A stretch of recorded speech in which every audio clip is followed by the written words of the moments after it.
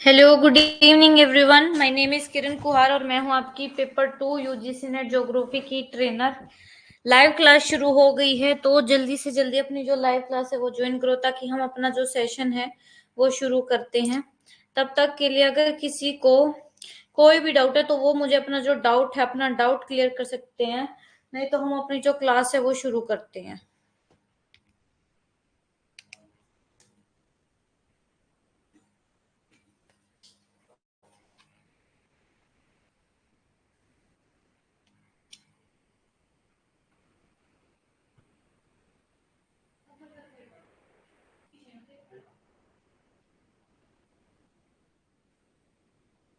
तो शुरू करते हैं। अब हम अपनी क्लास पीडीएफ ओपन कर लेते हैं।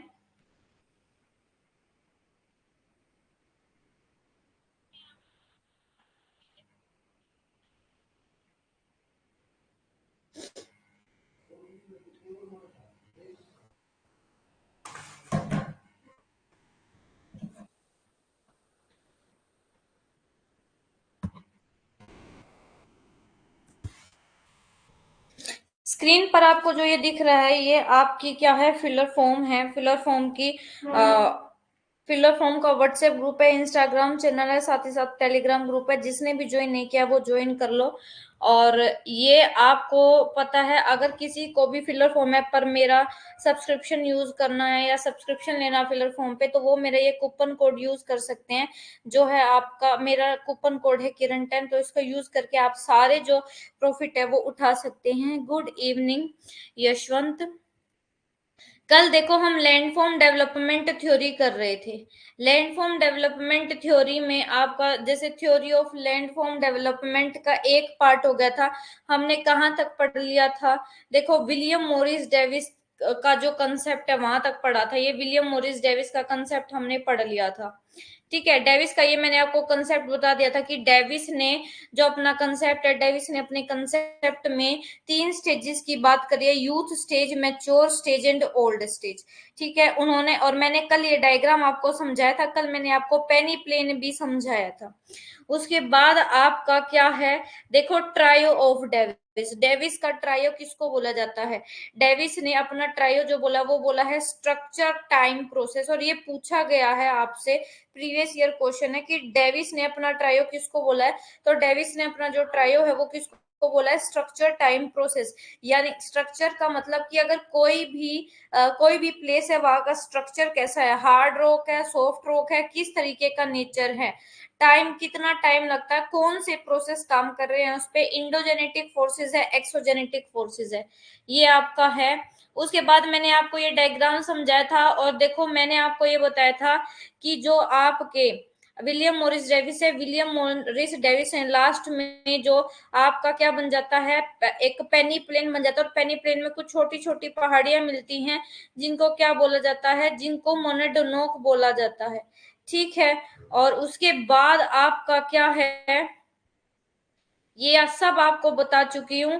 अब आपका है बेसिक प्रीमाइस पर आ गए थे, कि जो डेविस के मॉडल के बेसिक प्रीमाइसेस है, बेसिक अजम्पशंस भी आपको मैंने करवा दी थी। उसके बाद आपका क्या है, यूथफुल स्टेज पे आते हैं अब हम डेविस की यूथ स्टेज में, कि डेविस ने अपनी यूथफुल स्टेज में क्या बताया है।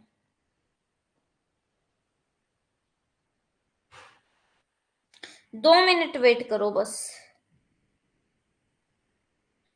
बिल्कुल 2 सेकंड वेट करो, मैं एक बार इसको ना पीपीटी में कन्वर्ट कर रही हूँ, क्योंकि यहाँ पे मैं अपना पेन यूज नहीं कर पा रही हूँ।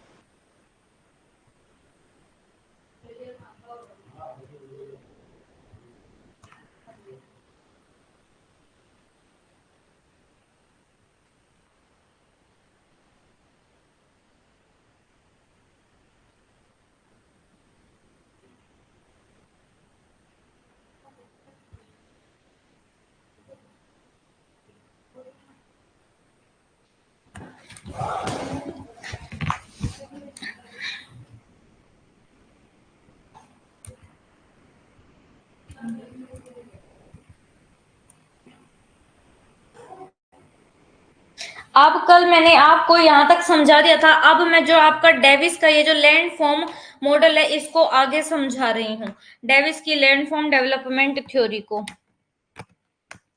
ठीक है, तो डेविस ने हमने जैसे कि अभी जो डायग्राम है, डायग्राम में देखा कि डेविस ने आपका 3 स्टेज के बारे में बात करी है, youth stage, mature stage and old stage. ये तीनों किसकी स्टेजेस है? ये तीनों स्टेजेस है आपकी रिवर बनाती है इन स्टेजेस को। उसके बाद आपको ये डायग्राम बताया, इस डायग्राम में आपका जो डेविस है, डेविस ने देखो यूथ स्टेज, फिर मैच्योर स्टेज और ओल्ड स्टेज, यहाँ पे लिख रखा है आपका बेस लेवल। जल्दी से इतने मैं आगे समझा रही हूँ, मुझे ये बता दो बेस लेवल का कंसेप्ट किसने दिया था और कब दिया था। ठीक है, इन्होंने ये बताया है कि देखो आपका ये माउंटेन है, आपके यूथ स्टेज में ये माउंटेन है, यहाँ से रिवर शुरू होती है, यूथ स्टेज से शुरू होती है, और देखो मैं आपकी ओल्ड स्टेज पर तक ये जो आपके माउंटेन आपको दिख रहे हैं, इनकी ऊंचाई ओल्ड स्टेज में देखो कितनी छोटी छोटी रह जाती है, और लास्ट में ये जो आपका जहां पे ऐसा प्लेन था जहां पे पहाड़ी पहाड़ी थी, वो एक ऐसे प्लेन में, वो एक सिंपल प्लेन एरिया में बदल गया जहाँ छोटी छोटी कहीं कहीं पे पहाड़ी देखने को मिलती थी। इस प्लेन को बोला जाता है पेनी प्लेन, और ये जो छोटी छोटी हिल्स देखने को मिलती हैं उनको बोला जाता है मोनाडोनोक। ठीक है।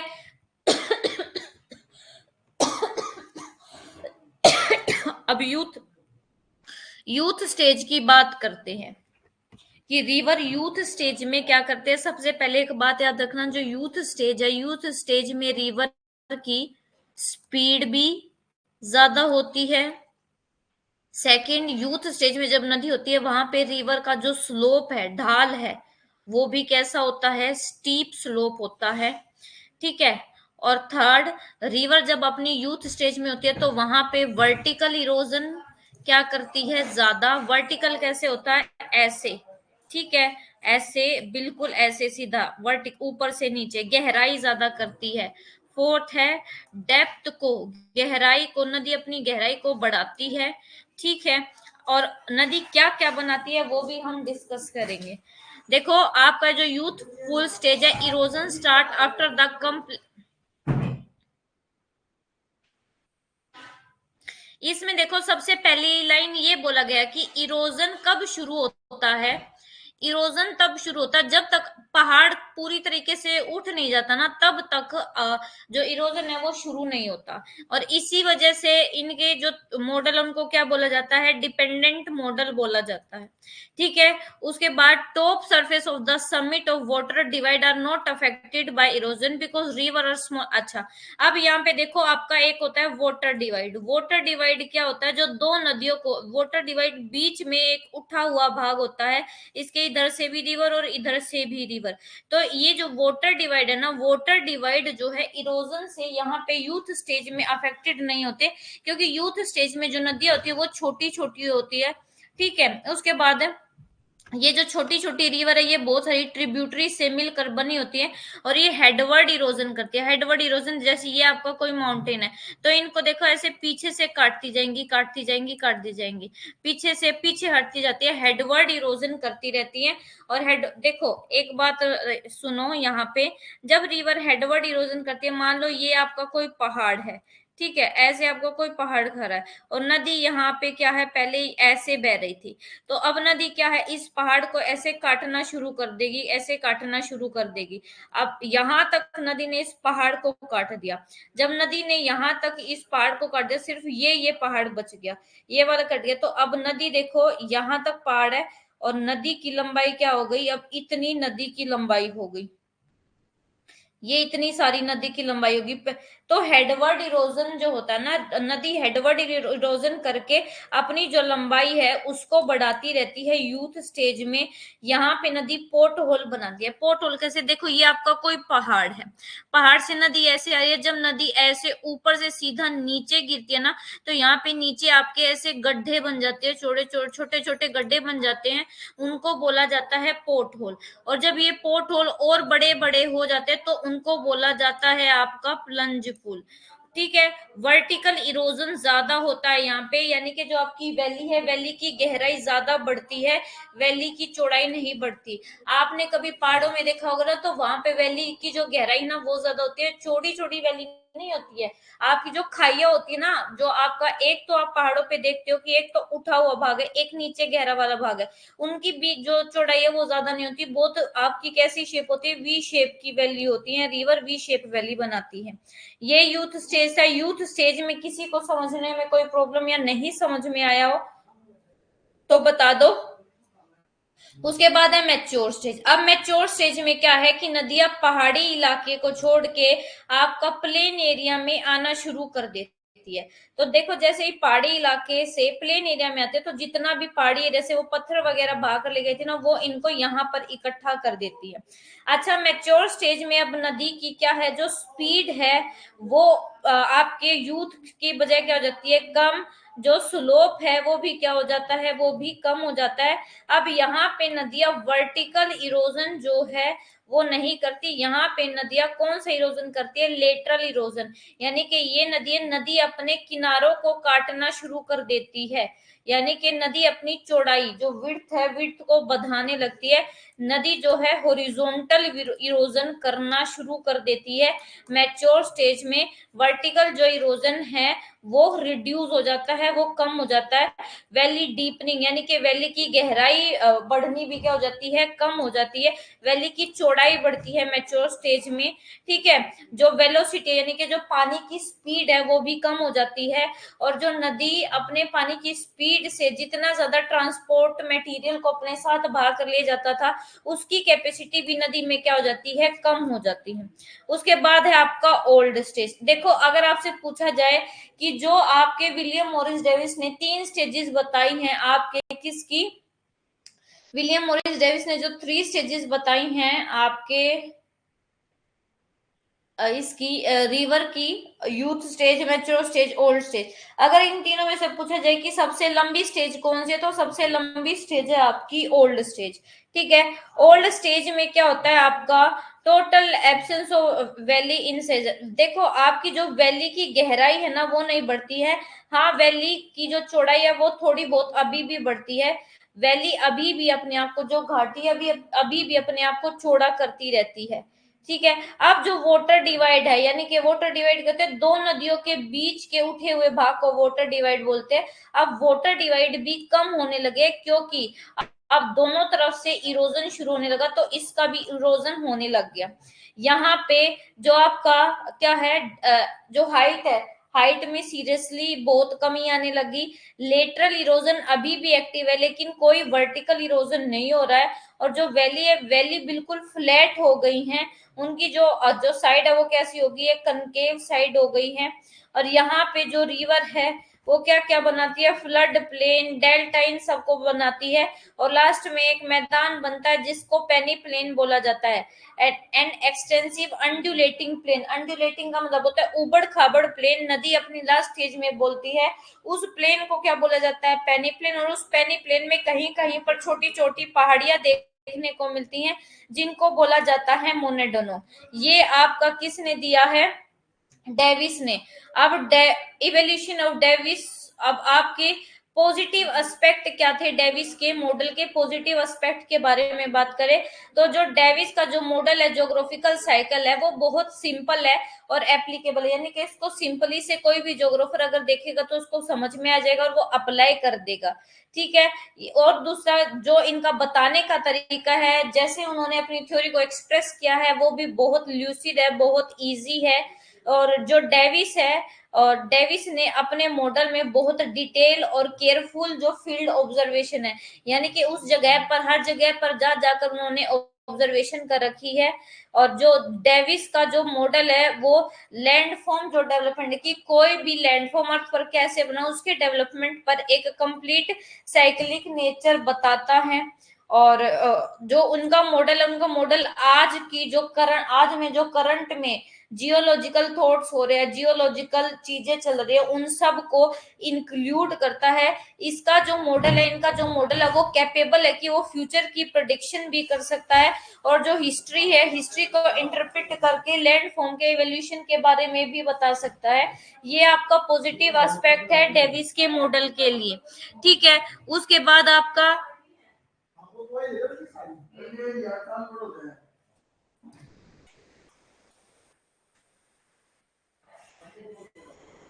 1 मिनट।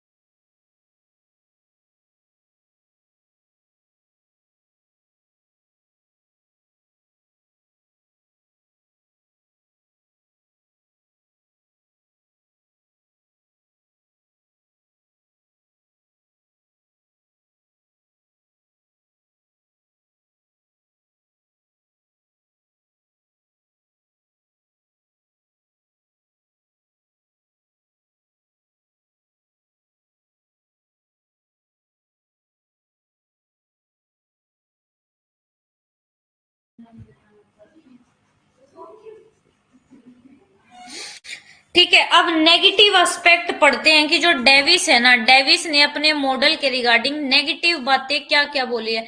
मतलब डेविस ने तो ऑफ कोर्स डेविस ने अपना मॉडल दिया तो वो अपने मॉडल के लिए तो कोई नेगेटिव बात नहीं बोलेगा, लेकिन डेविस के मॉडल को बहुत सारे जोग्राफर्स हैं जिन्होंने क्या किया है, क्रिटिसाइज किया है।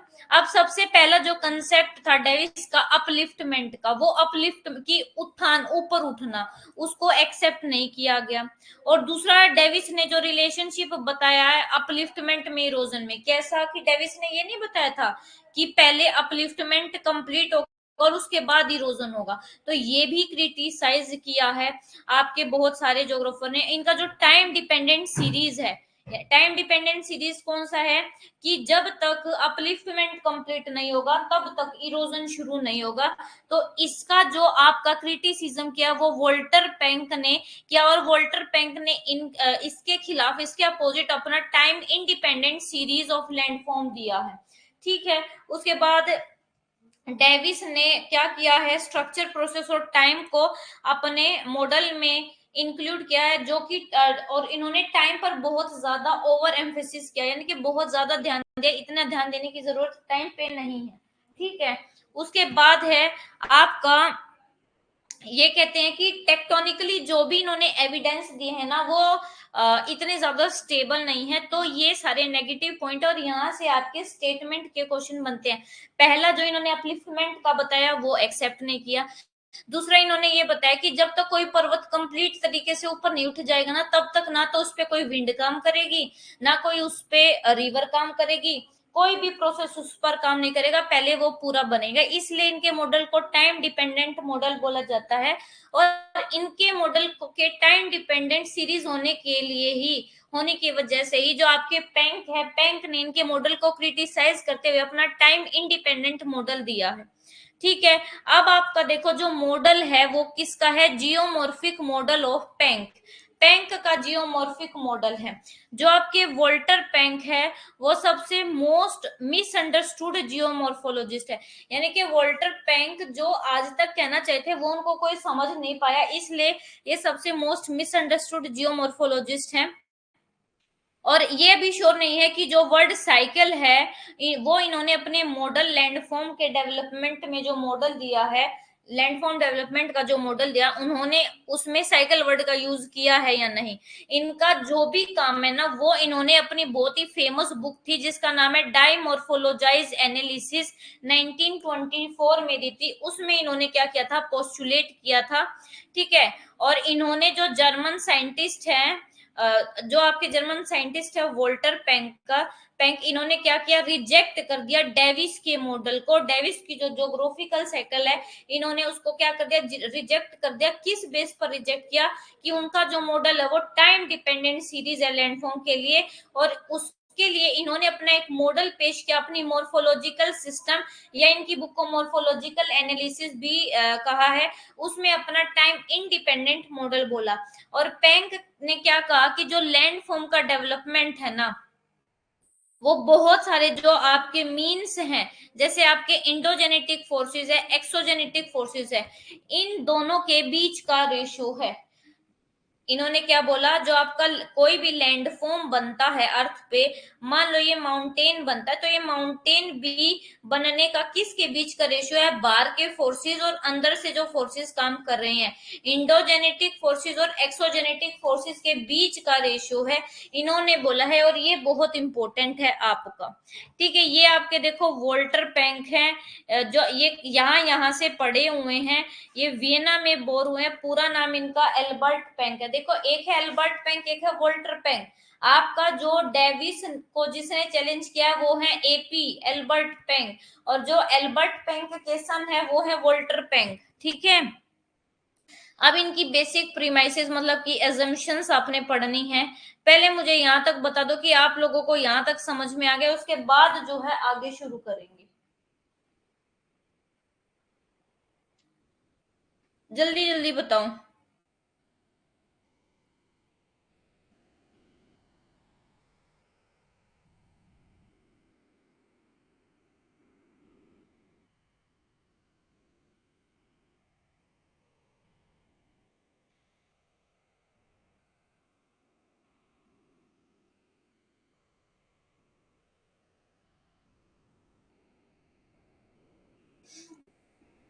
Okay, now we should start the premises of bank, कि बैंक ने क्या क्या प्रीमाइसेस दी हैं।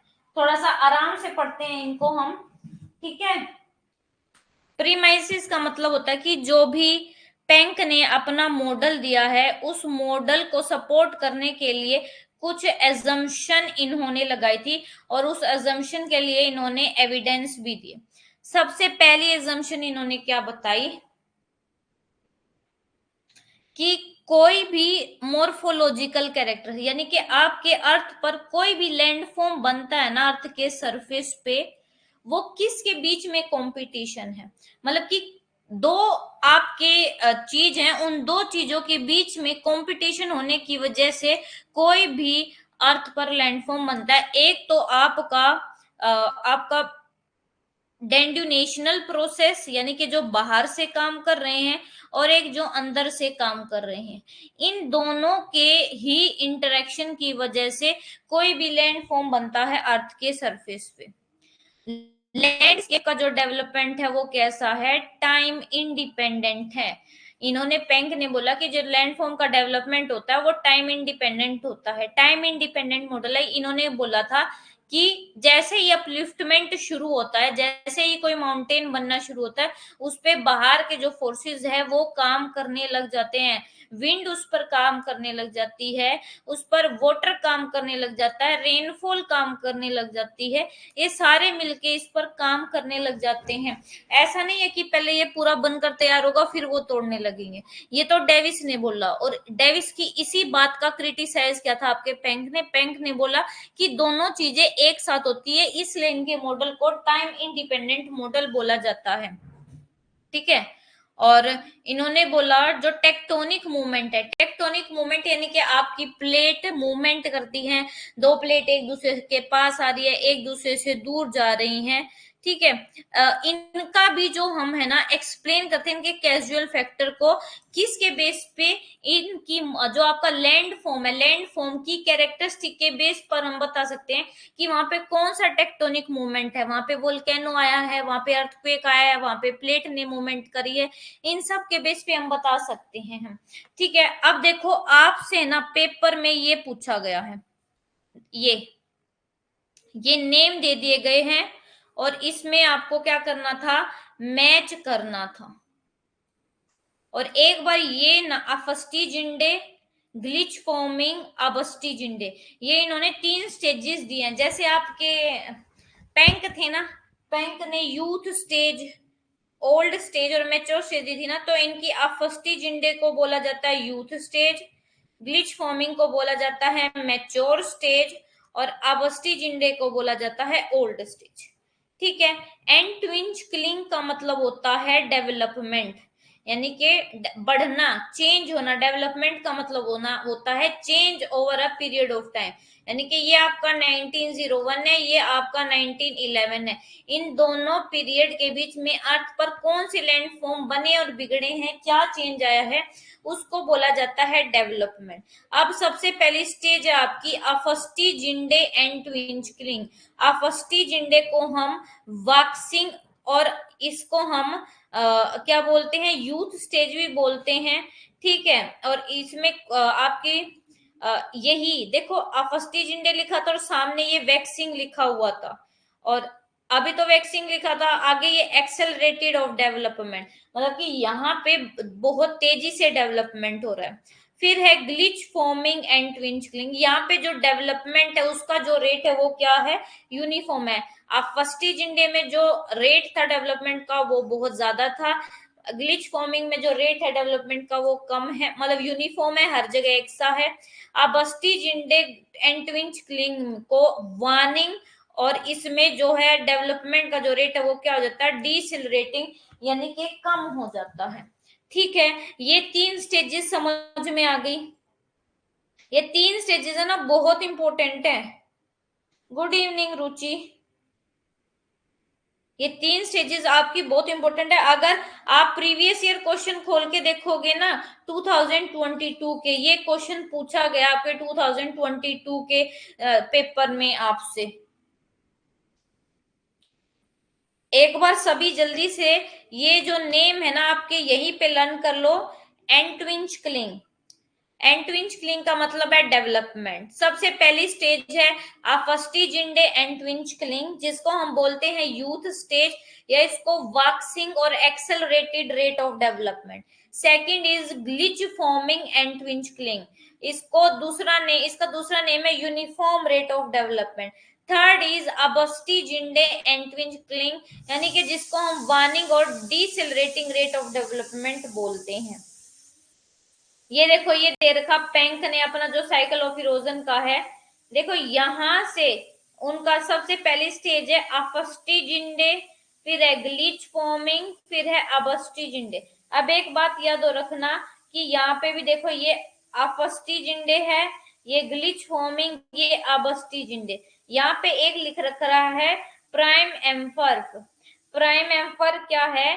जब तक कोई भी इरोजन और कोई भी इंडोजेनेटिक फोर्स शुरू नहीं हुआ था, ठीक है, उसको बोला जाता है प्राइम एम्फर्क। उसके बाद आपकी फर्स्ट स्टेज आती है जिसका नाम है अफस्टीजिंडे, फिर ग्लिच फॉर्म, फिर अबस्टीजिंडे। अब लास्ट में देखो जैसे आपके पेंक है, ये सारी अफस्टीजिंडे में सेम बात है, यूथ स्टेज वाली। ग्लिच फॉर्मिंग में आपकी मैच्योर स्टेज वाली सारी, और आपके अबस्टीजिंडे में ओल्ड स्टेज वाली है। अब जैसे आपके डेविस है, डेविस ने एक वर्ड यूज किया था मोनाडनोक। मोनाडनोक उन्होंने वर्ड दिया है, लेकिन आपके जो पेंक है ना, पेंक ने मोनाडनोक की जगह क्या वर्ड दिया है? पेंक ने मोनाडनोक की जगह यूज किया है इंसेलबर्ग। और वही जैसे आपके डेविस ने पेनी प्लेन दिया है, पेनी प्लेन की जगह जो हमारे डेविस है, आपके जो पेंक है, पेंक ने क्या यूज किया है? एंड्रम्फ यूज किया है। लास्ट में ये जो पहाड़ी जितनी भी पहाड़ी होती है, इन सारी पहाड़ियों का इरोजन होता है और लास्ट में एक प्लेन मैदान बच जाता है। उस प्लेन मैदान को आपके पेंक ने क्या नेम दिया है? एंड्रम्फ नेम दिया है। यहाँ तक क्लियर हो गया सबको? पेपर में आया हुआ है बेटे यहाँ से क्वेश्चन, ऐसे ही इंपॉर्टेंट नहीं है कि हम ऐसे ही पढ़ रहे हैं इसको।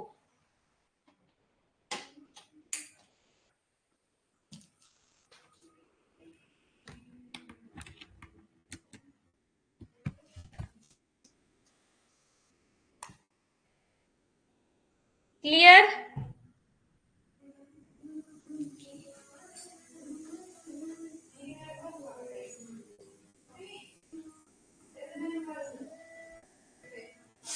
बताओ जल्दी से।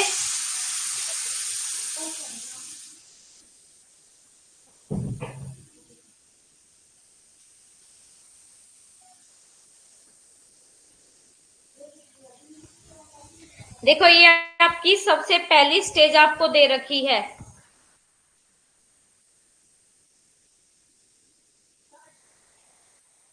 अफस्टीजिंडे एंड ट्विंकलिंग। इसको हम यूथ स्टेज भी बोलते हैं, ठीक है। इसको हम द फेज ऑफ वॉक्सिंग या एक्सेलरेटिंग रेट ऑफ डेवलपमेंट भी बोलते हैं, ठीक है।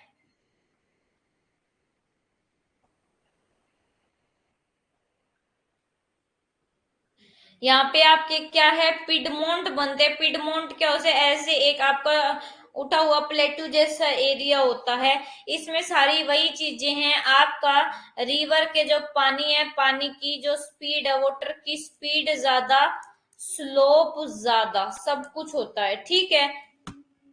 फिर है ग्लिच फॉर्मिंग एंड ट्विंकलिंग, यानी यहाँ पे जो डेवलपमेंट होता है लैंडफॉर्म का वो यूनिफॉर्म होता है। अबस्टीजिंडे को वार्निंग भी बोलते हैं या ओल्ड स्टेज भी बोलते हैं, ठीक है।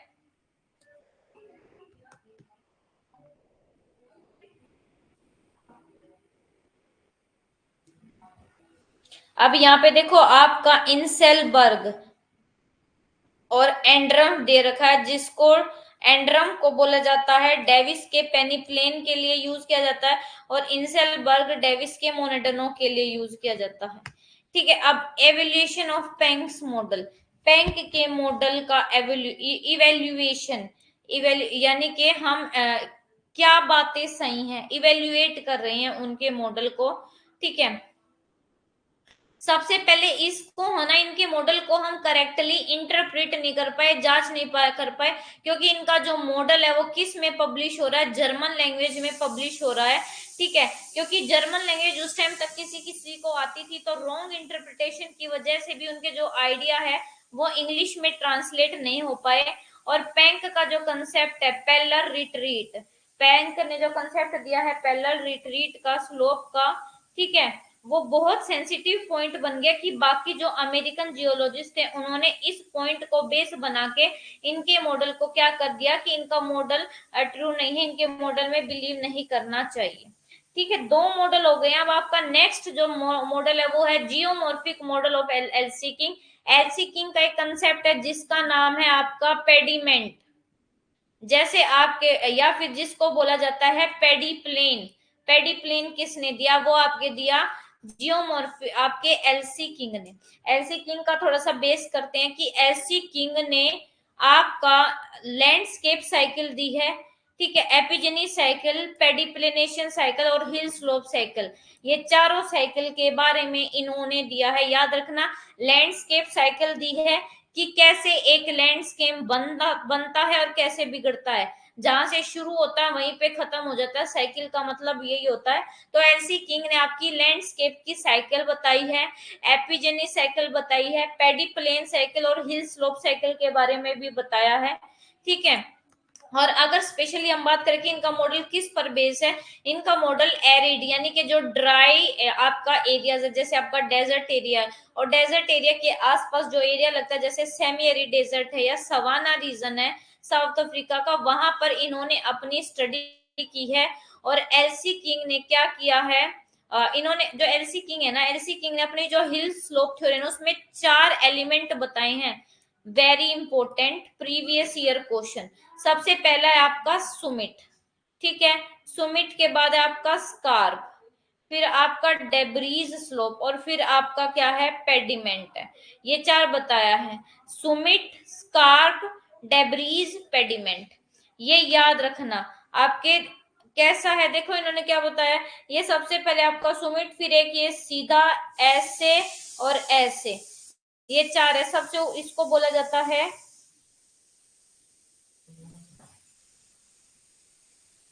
ठीक है, ये 4 है आपका।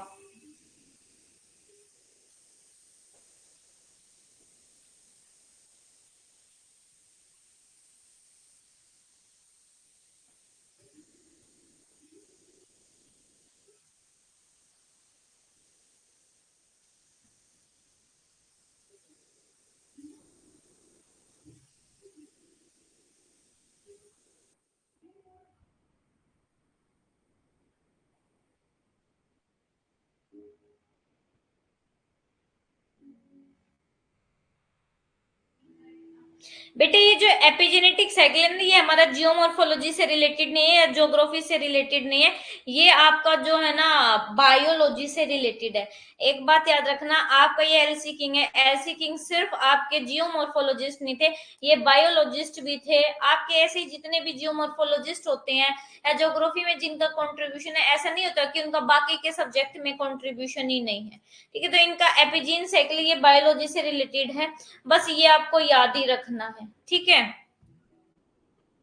ये देखो, ये देख लो, ये आपका सबसे पहले वॉक्सिंग स्लोप, सुमिट को, सुमिट को वॉक्सिंग स्लोप भी बोलते हैं। फिर फ्री स्लोप, इसको क्या बोलते हैं, फ्री फेस भी बोलते हैं। फिर आता है आपका डेब्रीज स्लोप, और फिर आता है आपका पिडमोन। लेकिन एक बात याद रखना, आपके जो एलसी किंग ने कौन से 4 वर्ड किए हैं, सुमिट, स्कार्प, डेब्रीज और पिडमेंट, यही आपको याद करनी है।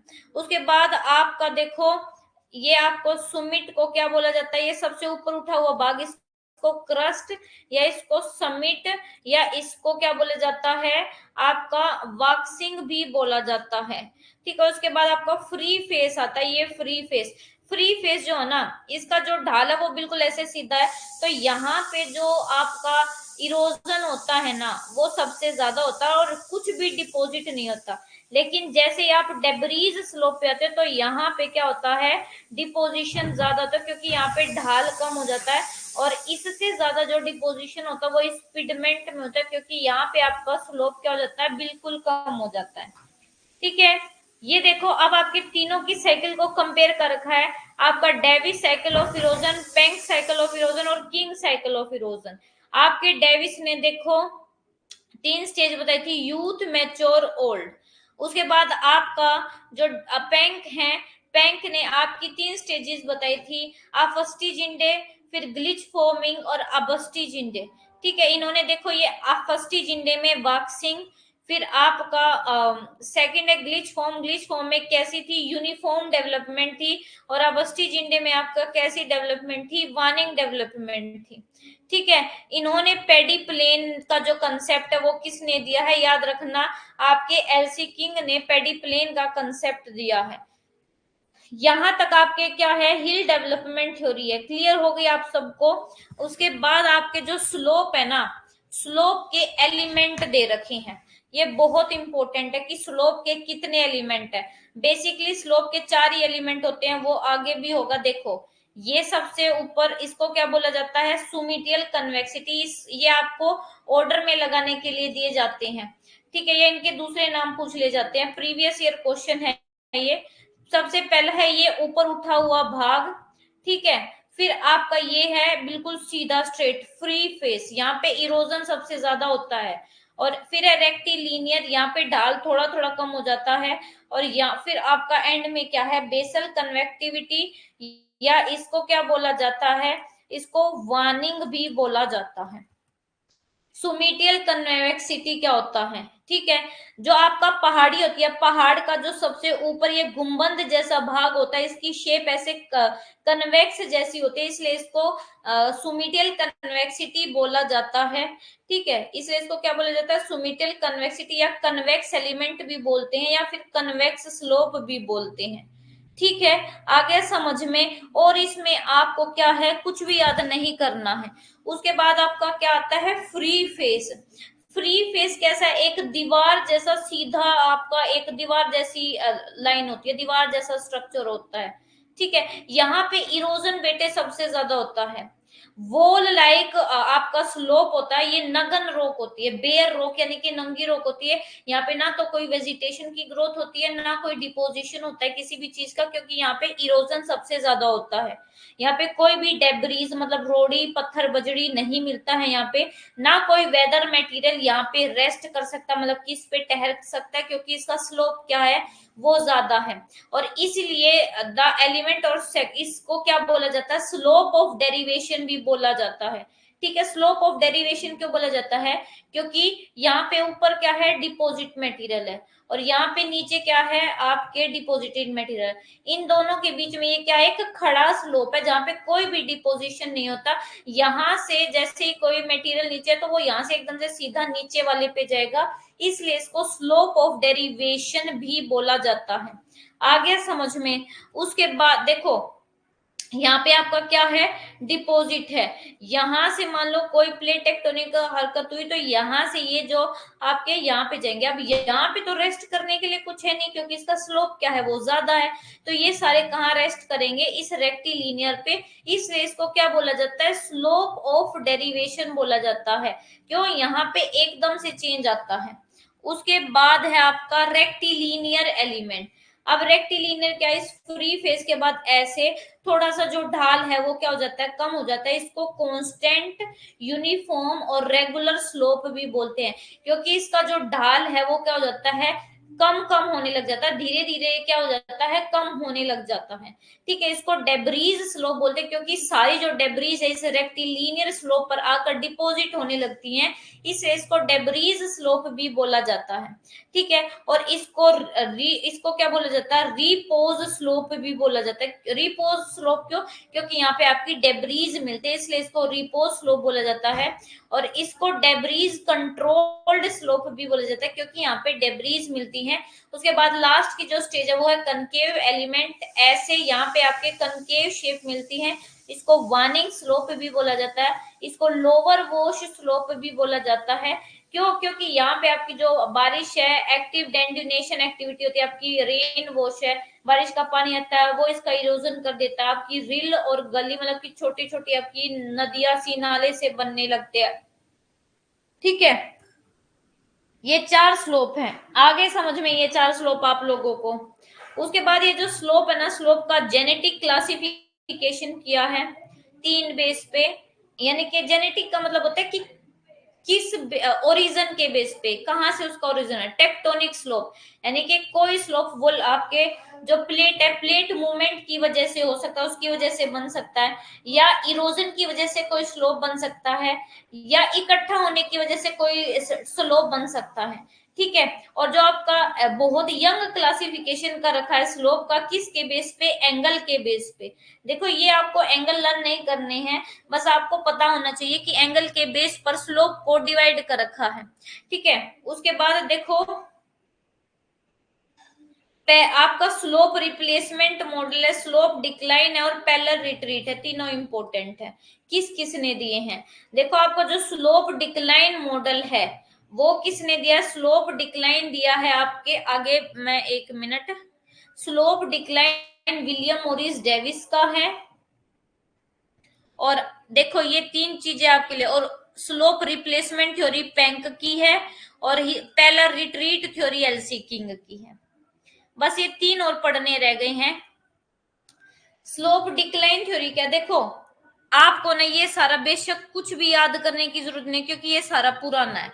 स्लोप डिक्लाइन थ्योरी ये पूछा गया कि ये स्लोप डिक्लाइन थ्योरी किसने दी है? विलियम मॉरिस डेविस ने। स्लोप रिप्लेसमेंट थ्योरी पेंक ने। अब पहले और पैरेलल रिट्रीट किसने दिया? एलसी किंग ने। वो ये जो डायग्राम है ना, इस डायग्राम से समझो। ठीक है,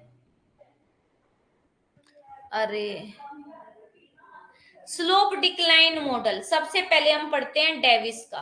डेविस ने क्या बात बोली? डेविस ने ये बोला कि आपका जो इरोजन होता है, इरोजन की वजह से क्या होता है कि जो आपका कोई भी पार्ट है उसकी चौड़ाई तो उतनी बड़ी रहती है, लेकिन उसकी जो हाइट है ना वो क्या हो जाती है? वो कम हो जाती है। पहले इतना था, लेकिन अब क्या हो गया? इतना हो गया। हाइट कम हो गई, लेकिन जो बेस है वो उतना का उतना ही फैला हुआ है। ये आपका स्लोप डिक्लाइन की, स्लोप की हाइट कम हो रही है लेकिन बेस उतना का उतना है। ठीक है, उसके बाद आपका ये रिट्रीट मॉडल है। रिट्रीट मॉडल आपका किसका है? एलसी किंग ने। एलसी किंग ने क्या बोला कि जो आपका स्लोप है ना, स्लोप की ऊंचाई तो उतनी रही, कोई भी पहाड़ है, पहाड़ पर इरोजन हो रहा है तो उसकी ऊंचाई तो उतनी रही, लेकिन उसकी जो विड्थ है ना, उसकी चौड़ाई है वो क्या हो गई? कम होगी। पहले यहाँ तक था वो पहाड़, लेकिन जैसे जैसे नदी ने इरोजन किया वो यहाँ तो हो गया, रिट्रीट हो गया, वो पीछे हट गया। ठीक है, ये आपका स्लोप डिक्लाइन है। इसमें बेस उतना का उतना, हाइट कम। इसमें बेस क्या हो जाता है? कम हो जाता है, और हाइट क्या हो जाती है? उतनी की उतनी रहती है। रिप्लेसमेंट मॉडल में आपके पेंक ने क्या बोला? ना तो हाइट कम होती ना बेस कम हो जाता, बस रिप्लेस हो जाता है। स्लोप ए किसकी जगह ले लेता है? 2 की, 2 की जगह 3, एक दूसरे को रिप्लेस कर देते हैं। ये 3 मॉडल और इनके नेम आपसे पूछे गए हैं। ठीक है, ये समझ में आ गया आप सब लोगों को? और कुछ भी आपको याद नहीं करना है इससे। ठीक है, slope decline theory William Morris Davis की है। स्लोप रिप्लेसमेंट थ्योरी आपके वोल्टर पेंके या पैरेलल रिट्रीट स्लोप भी बोला जाता है इनको। ठीक है, उसके बाद हिल स्लोप जो साइकिल है या पैरेलल रिट्रीट थ्योरी है वो एलसी किंग की है।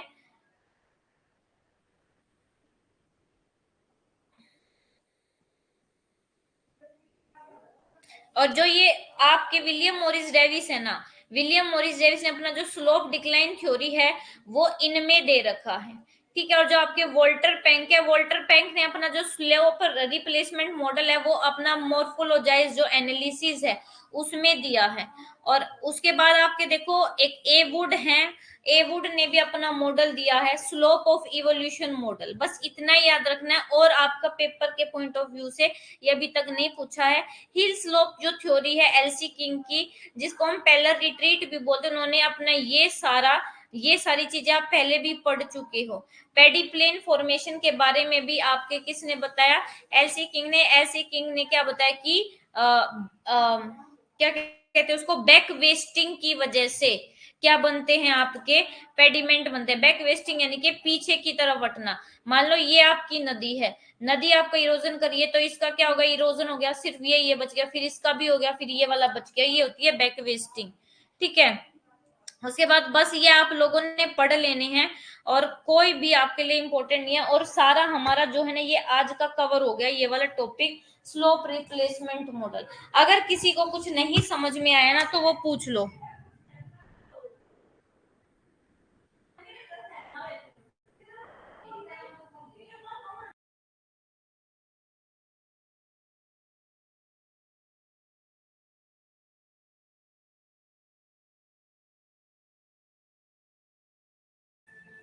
बताओ बेटे, किसी को कोई डाउट है? अगर कोई भी डाउट है ना तो पूछ लो, मैं दोबारा से वहां से आपको समझा दूंगी। क्लियर है? ये ना आपने, अगर आपने प्रीवियस ईयर क्वेश्चन सोल्व करके देखे हो तो आपको ये देखने को भी मिलेंगे, ये क्वेश्चन जो मैंने आपको करवाए हैं। ठीक है।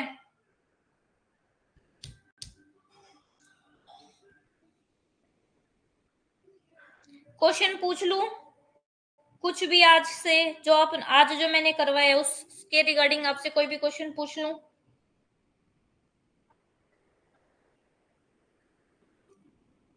हाँ जी पूछो यशवंत, क्या क्वेश्चन है आपका?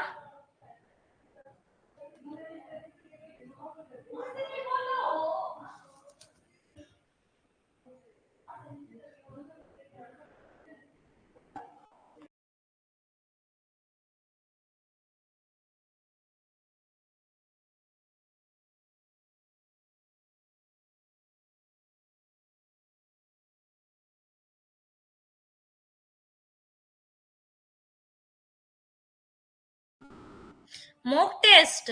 अच्छा अभी बताती हूँ, मॉक टेस्ट आपको खोल के दिखा देती हूँ। ये आपका है,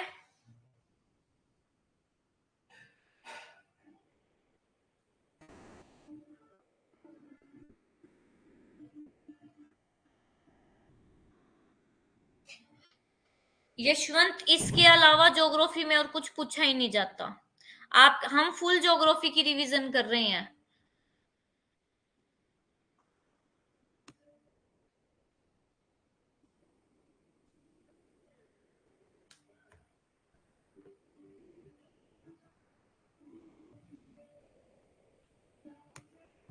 अरे भाई,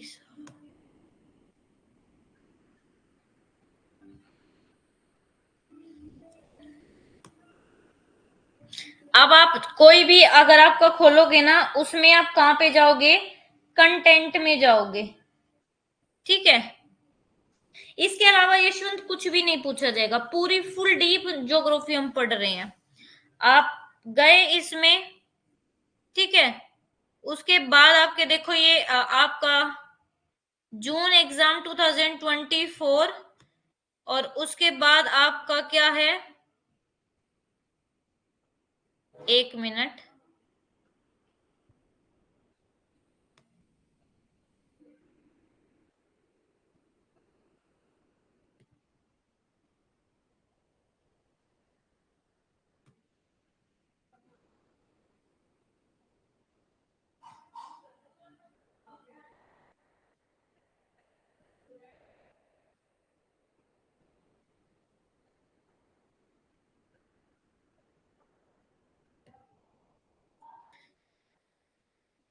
ये जो आपका ये वाला ऑप्शन है ना, ये मैं आपको है ना सर से पूछ के बताऊंगी कि बच्चों को डेमो जो मॉक टेस्ट है, मॉक टेस्ट का ऑप्शन नहीं मिल रहा है।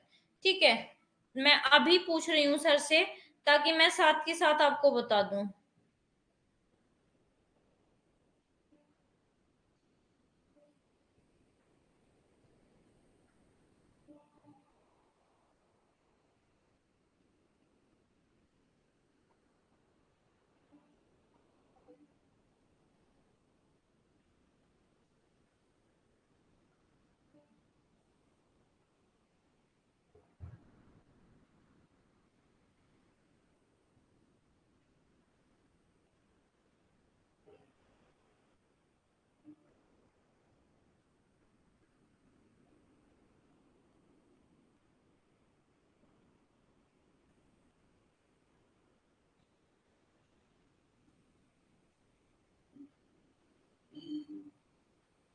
मैंने सर को मैसेज कर दिया है आपका, और जैसे ही सर का रिप्लाई आएगा ना तो मैं आपको बता दूंगी, ठीक है।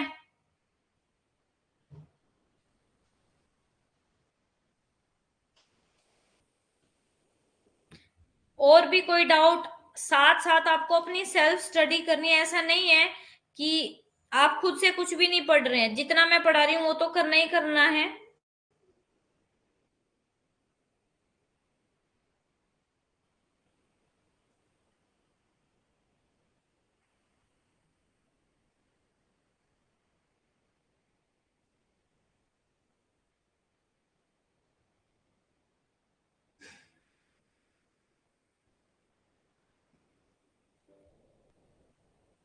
किसी का कोई डाउट नहीं है तो कल सेम, आप क्लास है ना लेट ज्वाइन करते हो, आपकी क्लास है ना 8 बजे शुरू हो जाती है, आप 8 बजे क्लास ज्वाइन कर लिया करो, मैं मैसेज भी कर देती हूँ।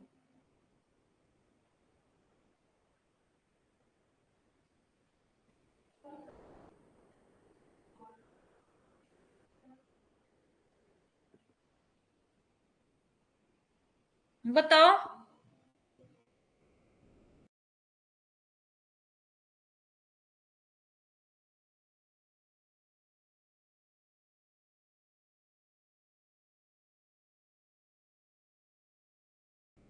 कोई बात नहीं बेटे, कोई बात नहीं, कल से रेगुलर क्लास ज्वाइन कर लेना टाइम पे, okay. Bye everyone, good night, have a nice day.